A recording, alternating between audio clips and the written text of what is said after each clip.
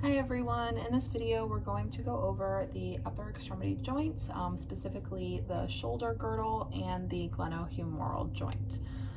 So first, the ligaments aren't shown on the skeleton, but it's easier to see than our joint models where these ligaments would be. So on the shoulder girdle, some of the ligaments we have in between the two clavicles is going to be the interclavicular ligament. So you can see these on visible body. Would be a good place to look for them. And then connecting the sternal end of the clavicle to the sternum is going to be the sternoclavicular ligament, and this will be the anterior portion. And then on the back side is going to be the posterior portion. All right, next we're going to go over the other ligaments on the shoulder girdle. So first we're going to start with the acromioclavicular ligament. That's going to bind the acromion process of the scapula with the acromion end of the clavicle. So that's going to be that ligament here. Next we have the coracoacromial ligament, and that's going to bind the coracoid process of the scapula with the acromion process of the scapula. So this ligament here. Then we have the coracoclavicular ligament, which will bind the coracoid process to the clavicle. So this portion here is going to be the trapezoid portion, and here is going to be the conoid portion.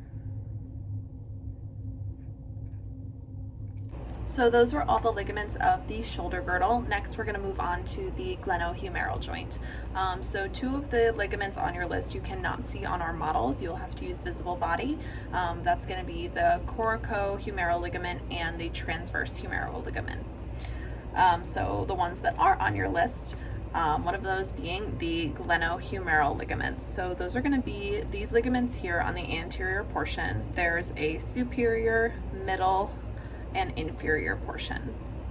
All right, so that'll be the glenohumeral ligaments. Coming up here, these two things here, these are actually tendons to muscles that we'll learn about in a couple weeks.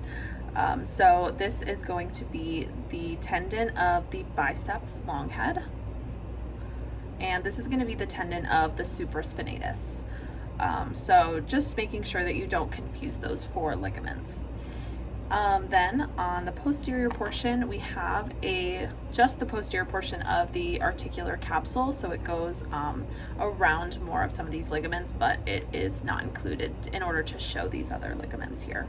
All right, so this will be the articular capsule.